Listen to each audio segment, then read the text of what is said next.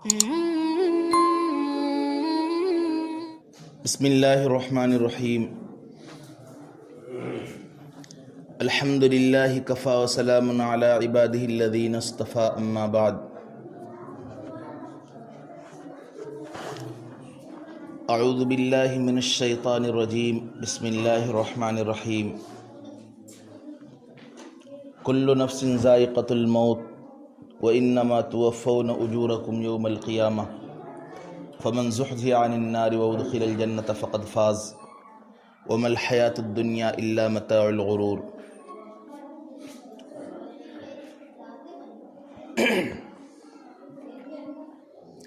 صدق اللہ العظیم۔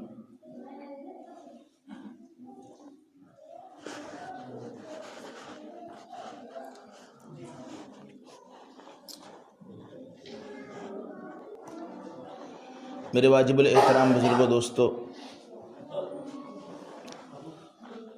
تفسیر ابن کثیر میں حافظ ابن کثیر رحمۃ اللہ علیہ نے لکھا ہے کہ دینی مجالس میں اگر موت کا تذکرہ نہ کیا جائے تو دین کی باتیں مکمل فائدہ نہیں دیتی ہیں۔ دینی مجلسوں میں موت کا تذکرہ آنا ضروری ہے۔ امام غزالی رحمۃ اللہ علیہ نے بھی لکھا ہے کہ اگر دین کی باتوں میں اگر موت کا تذکرہ کر دیا جائے تو کہتے ہیں کہ اعمال کی تخم ریزی ہو جاتی ہے۔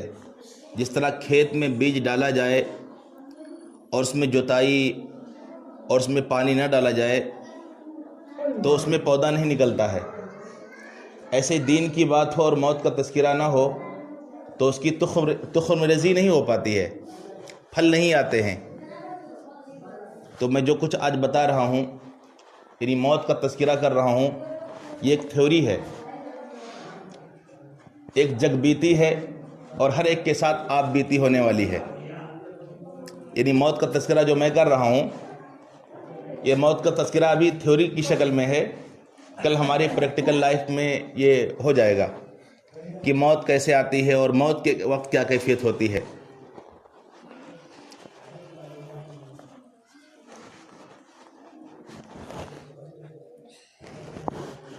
موت کے وقت میں انسان کو جو حسرت ہوتی ہے، افسوس، ہائے، ایک ہو کا جو عالم ہوتا ہے۔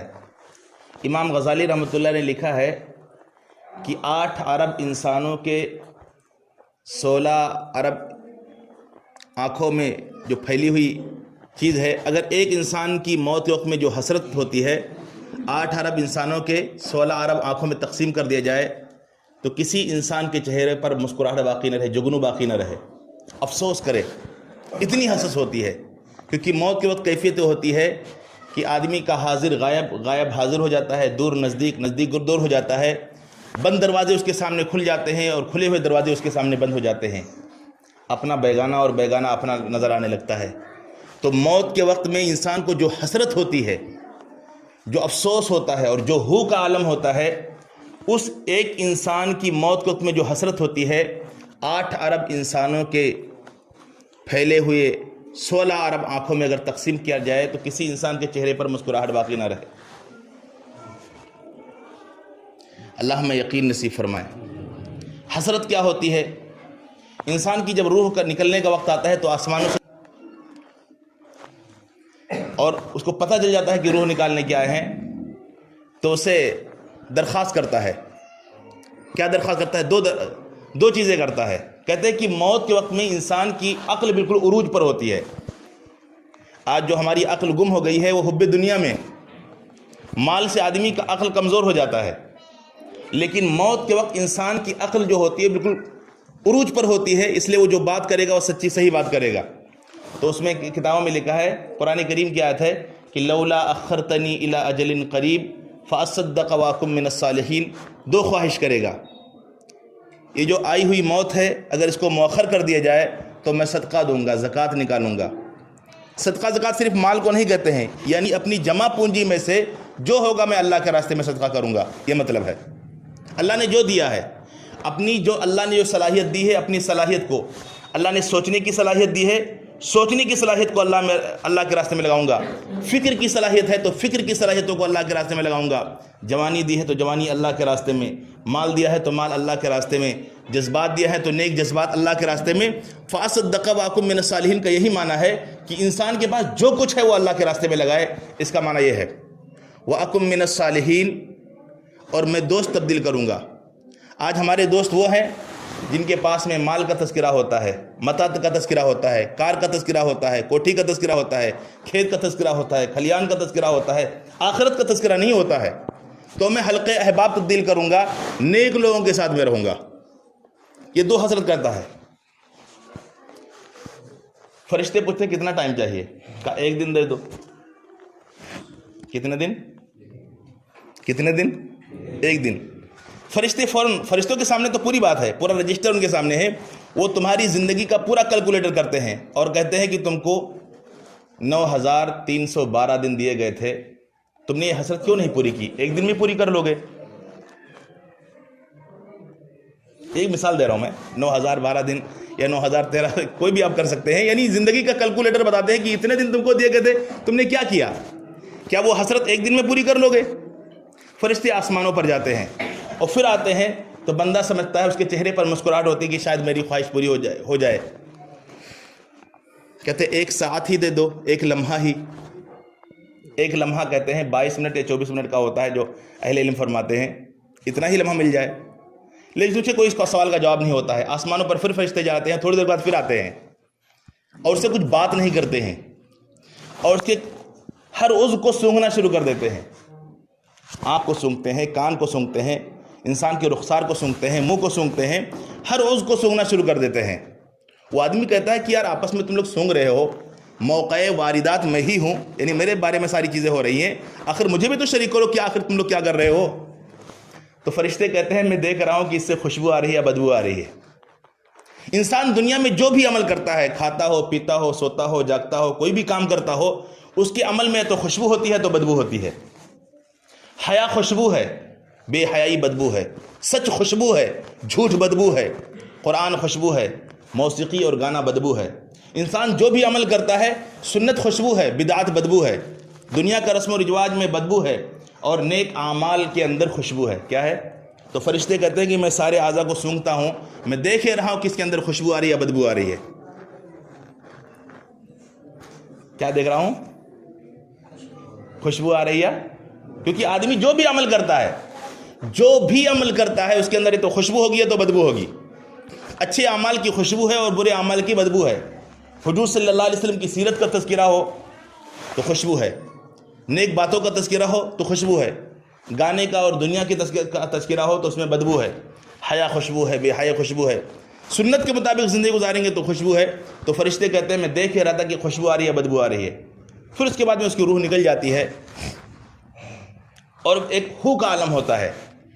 اس کے اوپر کیا بیت رہی ہوتی ہے وہ کسی کے سامنے شیئر نہیں کر سکا ہوتا. اس کی زبان پر تالا لگا ہوتا ہے, وہ کچھ کہنا چاہتا ہے لیکن کہہ نہیں سکتا. اور ایک حسرت کا عالم ہوتا ہے. دنیا میں ایک ہی شخصیت ہے, دنیا میں ایک ہی ہستی ہے جس کے پاس موت آئی تو دبے پاؤں نہیں آئی بلکہ پوچھ کر کے آئی. وہ آمینہ کے لال, صاحب جمال و کمال, محبوب ذوالجلال, سیدنا مولانا محمد رسول اللہ صلی اللہ علیہ وسلم کی ہستی ہے کہ 10 جون کو سوموار کے دن 12 ربیع الاول کو امی عائشہ رضی اللہ عنہ کے حجرے کے اندر جب جبریل امین آئے تو کہا کہ ملک الموت کا فرشتہ آیا ہوا ہے, آپ سے اجازت چاہتا ہے, آ جاؤں. حضور صلی اللہ علیہ وسلم نے فوراً سوچا کہ موت کے فرشتوں کو ہمارے پاس پوچھنے کی کیا ضرورت ہے. تو جبریل امین نے اس وقت کہا تھا کہ آپ کی بارگاہ کا تقدس اور احترام یہ ہے کہ آپ کے پاس آئے تو پوچھ کر کے آئے, تاکہ میرا محبوب ماہ و سال کی اس میں پابندی میں نہ رہے. یعنی بس کو دوسرے آسان لفظوں میں کہتا ہوں کہ انسان, اس وقت جبریل امین نے کہا تھا, اس وقت جبریل امین نے کہا تھا کہ دنیا میں ہر بچہ جب بچہ پیدا ہوتا ہے تو اس کے ماتھے پر اس کی روزی, اس کی عمر, ساری چیزیں لکھ دی جاتی ہیں. لیکن آپ کے ساتھ ایسا نہیں ہوا. ہر بچے کی پیدائش کے وقت اس کی پہلی ملاقات اسرائیل سے ہوتی ہے, ملک الموت سے ہوتی ہے. یہی وجہ ہے کہ بچہ جب پیدا ہوتا تو فوراً روتا ہے. یعنی اسرائیل علیہ السلام کے بھیانک چہرے کو دیکھ کر بچہ تاب نہیں لا سکتا, وہ فوراً رونے لگتا ہے. ایسا ہوتا ہے کہ نہیں ہوتا ہے؟ ہر بچہ دنیا میں آنے کے بعد کیا کرتا ہے؟ پہلے ہنستا ہے. بولو بھائی. لیکن حضور صلی اللہ علیہ وسلم کی ہستی ایسی ہے کہ ان کی ملاقات اسرائیل سے نہیں ہوئی, جبریل امین سے ہوئی, اور ملاقات کے بعد میں سمائل پاس کیا. آپ نے مسکرائے اور کہا کہ آپ کی بارگاہ کا تقدس یہ ہے کہ آپ ماہ و سال کے پابند نہ رہیں, اس لیے ملک الموت یعنی موت کا فرشتہ آپ سے پوچھ رہا ہے. بہرحال ہمیں موت کی تیاری کرنی چاہیے بھائی. موت ایک حقیقت ہے, موت سب کو آنی ہے. کتابوں میں لکھا ہے الموت قدح کل نفس شاربها. موت ایک ایسا پیالہ ہے جس کو سب کو پینا ہے. الموت باب کل نفس داخلها. موت ایک ایسا دروازہ ہے جس دروازے سے سب کو داخل ہونا ہے. موت ایک ایسا جام ہے جس جام کو سب نے پینا ہے, اور موت ایک ایسا دروازہ ہے جس دروازے سے سب کو داخل ہونا ہے. موت تو حقیقت ہے. موت سے کس کو رستگاری ہے؟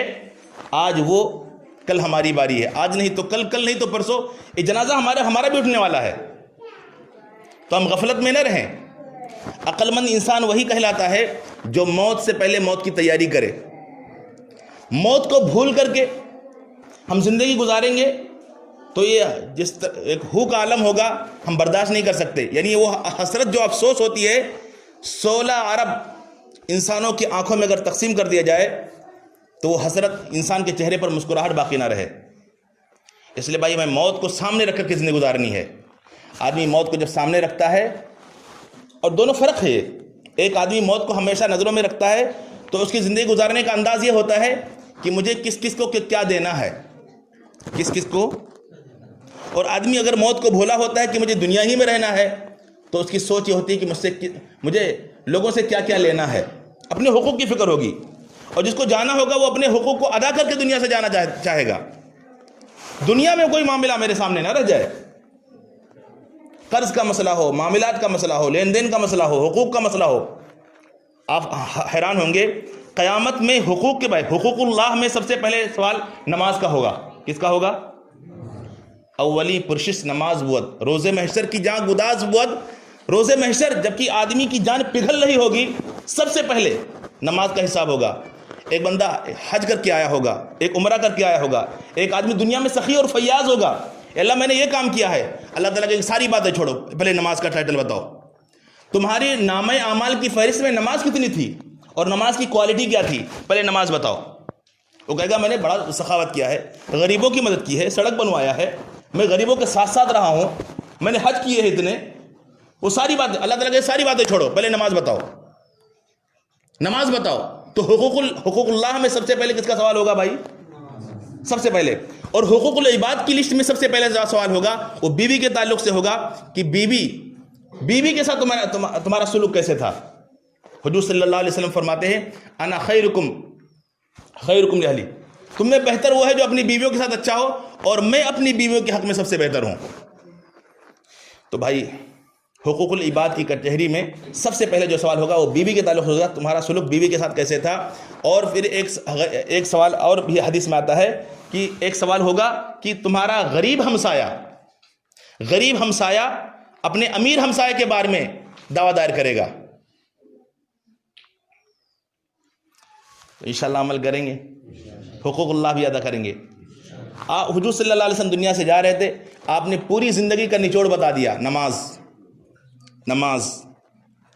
نماز یعنی حضور صلی اللہ علیہ وسلم, بیوی فاطمہ, حسن و حسین, خلفائے راشدین بیٹھے ہوئے ہیں.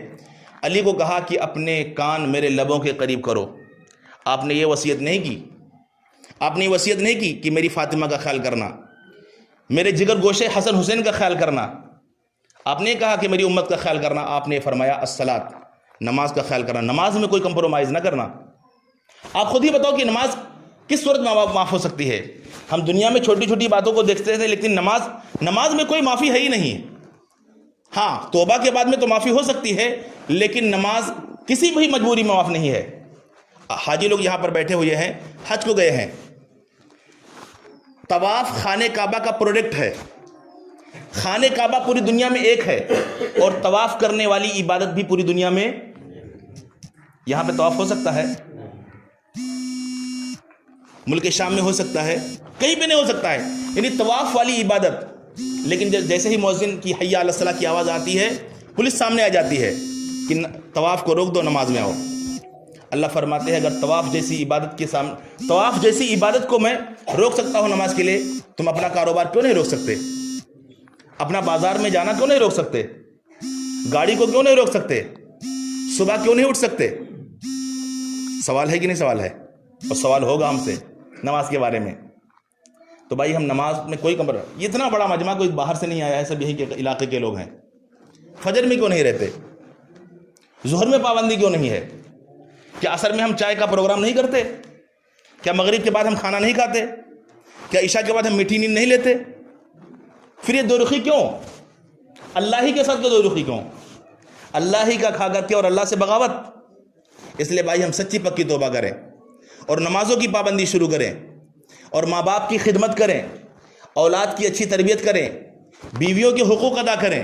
آج ہماری بیوی ہمارے گھروں میں رو رہی ہیں, ان کا آنسو پوچھنے والا کوئی نہیں ہے.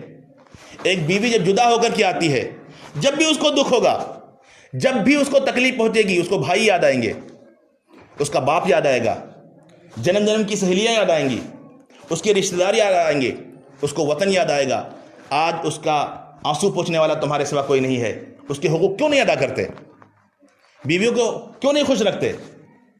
تو بھائی بیویوں کو ہم بھی خوش رکھیں, ماں باپ کی خدمت کریں. باپ جنت کا دروازہ ہے. ہم دین کی باتیں سیکھیں, دینی مجالس میں بیٹھیں, اہل اللہ سے اپنا تعلق بنائیں. باپ جنت کا دروازہ ہے اور ماں کے قدموں کے نیچے جنت ہے. کیا ایسا حقوق آج ادا ہو رہے ہیں؟ آدمی کہتا ہے میں نماز بھی پڑھ رہا ہوں لیکن باپ ہم سے خوش نہیں ہے, میں نماز بھی پڑھ رہا ہوں لیکن ماں مجھ سے راضی نہیں ہے. بھائی جنت میں جانے کا ہم خواب چھوڑ دیں. ہم جنت میں جانے کا خواب نہ دیکھیں. میں بہت سخت جملے کہہ رہا ہوں میں.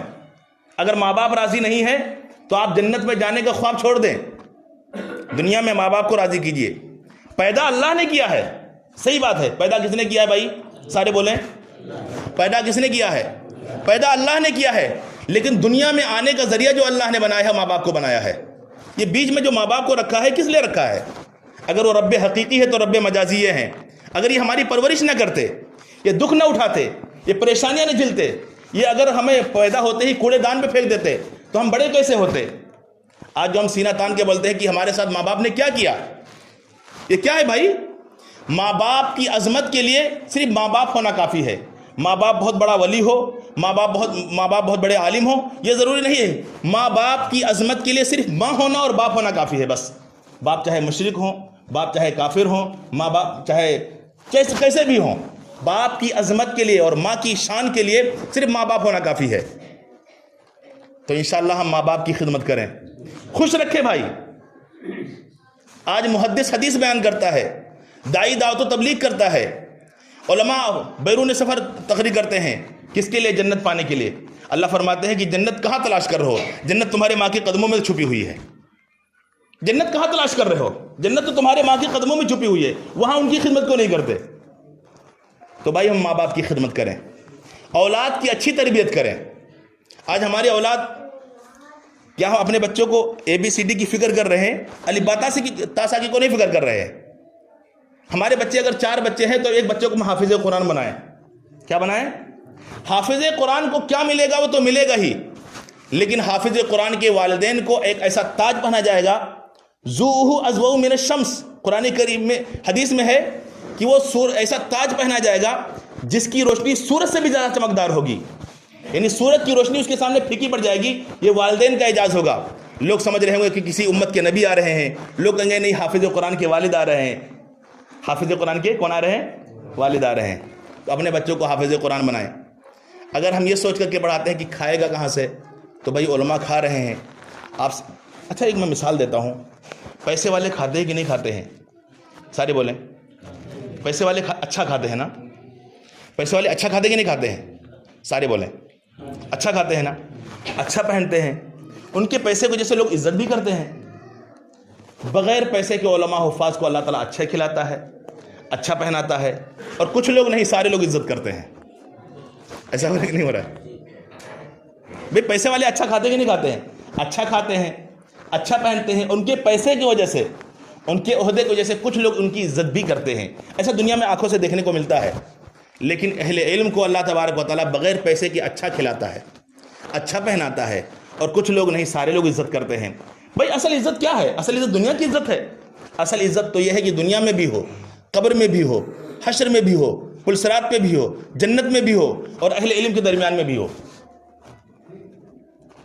بھائی اگر ہم بڑھاپا اچھا چاہتے ہیں تو اپنے بچوں کو نیک بنائیں, ورنہ بڑھاپا پار ہونا بہت مشکل ہے. پار تو ہوگا سب کا بھی بھائی, سب کا پار ہوگا.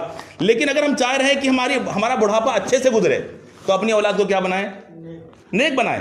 یہ تو دنیا میں فائدہ ہمیں دیکھنے کو ملے گا, اور آخرت میں کیا ملے گا اس کا ہم تصور نہیں کر سکتے. کریں گے انشاءاللہ. ہم ماں باپ کی اچھی خدمت کریں, ماں باپ کو دکھ نہیں دیں گے. ماں باپ ہم کو خوب خدمت کریں. ہم جب بازار کے لیے جائیں تو جہاں اپنے بچوں کے لیے لے جائیں, ماں باپ کے پاس فون کر کے پوچھیں آپ کو کیا خواہش ہے. اگر وہ تکلف بھی کرے تو ان کی خواہش کی چیزیں لے کر آئیے. اگر 5 جوڑے کپڑے اپنے بچوں کے لیے لے کر آتے ہیں تو 2-4 جوڑے کپڑے اچھے اپنے والدین کی, اس لیے کہ یہ کپڑا میرے ابو کو بہت پسند ہے, یہ کھانا میرے ابو کو بہت پسند ہے, امی اس چیز سے بہت خوش ہو جائیں گی, دعائیں لیجئے. کسی کو منانے کے لیے گن چاہیے نا, گر چاہیے. ہم خوش کر سکتے ہیں. اولاد کی اچھی تربیت کریں, اولاد کو نیک بنائیں. دنیا مقدر کی بھی ہے. اولاد کے مقدر ہم نہیں چمکا سکتے. میں آپ کو ایک مثال, اس سے پہلے میں نے ایک واقعہ سنایا تھا. اس ہندوستان کے اوپر 2 عورتوں نے حکومت کی ہے, ایک رضیہ سلطانہ, ایک نور جہاں. رضیہ سلطانہ تو جنگ میں مار دی گئی تھی, اور نور جہاں کی شادی علی خان سے ہوئی تھی. یہ بہار اور بنگال کے گورنر تھے, لیکن جنگ میں وہ بھی جب مار گئے تو اکبر بادشاہ نے پوری فیملی کو آگرہ اور دلی میں بلا لیا. کہاں پہ بلا لیا؟ دلی میں بلا لیا. اکبر کا بیٹا جہانگیر اس پر فریفتہ ہو گیا اور دونوں کی آپس میں شادی ہو گئی. جہانگیر کی موجودگی میں نور جہان نے یہاں پر حکومت کی ہے پوری ہندوستان کے اوپر. اور یہ چھوٹا ہندوستان نہیں تھا, پاکستان بھی تھا, اور مشرقی پاکستان یعنی بنگال بھی تھا, اور نیپال کا بھی علاقہ تھا, اور آپ کا یعنی سرندیپ اور یہ سری لنکا بھی اسی میں تھا. یہ 5 خطوں کا, 5 ملکوں کا ایک ملک تھا. جہانگیر کی موجودگی میں نور جہان نے حکومت کی ہے. لیکن یہ نور جہان لڑکی ہے کون؟ کبھی آپ نے غور کیا؟ اس کے ماں باپ اتنے غریب تھے کہ جب پیدائش ہوئی تو کہا کہ جب اپنا ہی گزر بسر نہیں ہوتا ہے تو کپڑے میں لپیٹ کر کے جنگل میں پھینک دیا. مغل سرداروں کو وہاں پر کیمپ لگا, اس بچی کو اٹھائے, پالا, پرورش کیا, بڑا کیا, تعلیم کا انتظام کیا, اور بڑی ہو کر کے وہ ہندوستان کی کیا بنی؟ بولو بھائی, بادشاہ بنی. کیا بنی؟ حکمران. اولاد کے مقدر کون چمکاتا ہے بھائی؟ اولاد کے مقدر کون چمکاتا ہے؟ سارے بولیں. اولاد کے مقدر کون چمکاتا ہے؟ نصیب کون بنائے گا؟ ہم اور آپ کچھ کریں گے؟ اللہ فرماتے ہیں کہ ماں کے پیٹ کے 3 اندھیروں میں پالتا ہوں, کیا دن کے اجالے میں نہیں پالوں گا؟ اس لیے بیٹوں کا باپ بن, خدا نہ بن. اللہ کیا فرماتے ہیں؟ بیٹوں کا باپ بن, خدا. آج ہم کو تو یہ فکر ہے کہ میرے مرنے کے بعد بیٹے کا کیا بنے گا, اور یہ کیوں فکر نہیں ہے کہ میرے بیٹے کے مرنے کے بعد اس کا کیا بنے گا. نہیں سنوائی بات. یہ تو ہم سمجھتے ہیں کہ یار مر جاؤں گا تو میرے بیٹے کا کیا بنے گا, کچھ تو مال جائیداد چھوڑ کے جاؤں, پراپرٹی چھوڑ کے جاؤں, تاکہ میرے مرنے کے بعد میرے بیٹے کا کچھ گزارا ہو جائے. آخر یہ فکر کیوں نہیں ہوتی ہے کہ میرے بیٹے کے مرنے کے بعد میرے بیٹے کا کیا بنے گا. نہیں سمجھائی بات. تو بھائی اس کی دین کی فکر ہونی چاہیے کہ نہیں ہونی چاہیے؟ ہونی چاہیے نا. اللہ تبارک و تعالی ہمیں عمل کرنے کی توفیق نصیب فرمائے. بس کروں کہ بس آگے چلو. اللہ تعالی عمل کی توفیق عطا فرمائے. شاید میں نے سخت باتیں کہہ دی ہیں, لیکن عمل کے محتاج, عمل کی دنیا ہے بھئی. آج ہم عمل کر لیں گے تو کل پچھتانا نہیں ہوگا. اللہ تعالیٰ سب سے پہلے میں محتاج ہوں. اللہ مجھے عمل کرنے کی توفیق نصیب فرمائے, آپ لوگوں کو بھی عمل کرنے کی توفیق نصیب فرمائے. موت سے پہلے موت کی تیاری کرنے کی توفیق نصیب فرمائے. 1-2 مثال میں دیتا ہوں, بات بالکل ختم کر دیتا ہوں, ٹائم زیادہ ہو گیا ہے. امام غزالی رحمۃ اللہ نے بات کو سمجھانے کے لیے کہا ہے, دنیا ایک سمپل بک ہے. دنیا کیا ہے؟ دنیا کیا ہے؟ سمپل بک. جیسے ہمارے ہاں جب شادیاں ہوتی ہیں تو ہم سونار کی دکان پر جاتے ہیں اور کلر والی کتاب, ڈیزائن والی کتاب, کلرفل کتاب وہ لے کر کے آتے ہیں, اور اس میں زیورات کی تصویر بنی ہوتی ہے, پازیب کی تصویر, ناک کی نتھنی کی تصویر سب بنی ہوتی ہے. وہ کہتا ہے کہ اس میں جو زیور آپ کو پسند ہے اس پر ٹک مار کرو, اس کے لیے مال جمع کرو, فلاں تاریخ میں آپ کو میں دے دوں گا. کہتے ہیں, کرتے ہیں کہ نہیں کرتے ہیں؟ وہ کلرفل کتاب, ڈیزائن والی کتاب اپنے گھر پہ لے کر آتے ہیں. امام غزالی رحمۃ اللہ علیہ فرماتے ہیں کہ دنیا بھی سمپل بک ہے, آپ کو جو چاہیے جنت میں اس پہ ٹک مار کرو, اس کے لیے مال نہیں اعمال جمع کرو, جنت میں ہم آپ سب کو دے دیں گے. کرنا چاہیے کہ نہیں کرنا چاہیے؟ بھائی کریں گے انشاءاللہ. جنت تو جنت ہے, جنت کا اصل مزہ تو جنت کے جانے کے بعد ملے گا. جنت کا اصل مزہ, جنت خالی ہم خیالی دنیا میں, یعنی ایک آدمی دنیا میں سوچ سکتا ہے کہ یہ نعمت ہوگی, یہ نعمت ہوگی, نعمت ہوگی. جہاں دنیا میں نعمتوں کی انتہا ہوگی, جنت کی نعمتوں کی شروعات اس کے آگے سے ہے. اللہ تبارک و تعالیٰ جنتی کو جنت میں بھیجیں گے تو 6 نبیوں کی صفات ادا کریں گے. کتنے نبیوں کی؟ 6 نبیوں کی صفات ادا کریں گے. آدم علیہ السلام کا قد, عیسیٰ علیہ السلام کی جوانی, یوسف علیہ السلام کا حسن, داؤد علیہ السلام کی آواز, عیسیٰ علیہ السلام کی جوانی اور عمر, اور حضور صلی اللہ علیہ وسلم کے اخلاق, اور ایوب علیہ السلام کا صبر. 6 نبیوں کی صفات سے آراستہ اور پائراستہ کر کے, کامل و مکمل بنا کر کے اللہ تعالیٰ جنت میں بھیجیں گے تاکہ میرا بندہ جنت میں خوب نعمتوں سے لطف اندوز ہو. اب آدم علیہ السلام کا قد کتنا تھا معلوم ہے؟ 130 فٹ. کتنا؟ بات ساتھی ہمارے مذاق میں کہتے ہیں یا حقیقت میں کہتے ہیں یار اللہ تعالیٰ جب اتنا دے گا تو رکھیں گے کہاں سے؟ کہتے ہیں. تو بھائی اللہ تبارک و تعالیٰ ویسے ہی جوانی دے گا, ویسے ہی نعمتوں سے فائدہ اٹھانے کا موقع دے گا آپ کو. 60 گز لمبا قد ہوگا, عیسیٰ علیہ السلام کی جوانی اور عمر ہوگی, داؤد علیہ السلام کی سریلی آواز ہوگی, ایوب علیہ السلام کا صبر ہوگا, یوسف علیہ السلام کا حسن ہوگا, حضور صلی اللہ علیہ وسلم والے اخلاق ہوں گے. 6 نبیوں کی صفات ادا کر کے اللہ تبارک و تعالیٰ دنیا وہاں بھیجے گا. اللہ تعالیٰ ہم سب کو نصیب فرمائے. ہر جنتی کے سامنے 4 دروازے ہوں گے, ہر جنتی کے سامنے 4 دروازے ہوں گے. ایک اللہ کے دیدار کا, ایک نبیوں کی دیدار کا, ایک عام مومنین کی ملاقات کا, اور ایک کھڑکی ہوگی جس سے وہ کھڑکی سے جھانک کر کے جہنمیوں سے بات کرے گا, یار تم تو ہمارے ساتھ دنیا میں رہتے تھے, کس عمل کی وجہ سے یہاں پر آ پڑے. تو آپس میں بات ہوگی. ہر جنتی کے سامنے 4 دروازے ہوں گے. بہرحال یہ عمل کی دنیا ہے. جنت اور جہنم کی بکنگ آفس ہے یہ دنیا. جنت اور جہنم کی بکنگ آفس ہے یہ دنیا. عمل دے کر ٹکٹ لے لو جہاں جانے کی خواہش ہو. صحیح ہے نا؟ جنت اور جہنم کی بکنگ آفس ہے یہ دنیا. جنت اور جہنم کی بکنگ آفس ہے یہ دنیا. عمل دے کر ٹکٹ لے لو جہاں جانے کی خواہش ہو. اللہ تبارک و تعالی ہمیں عمل کرنے کی توفیق نصیب فرمائے. وآخر دعوانا الحمدللہ.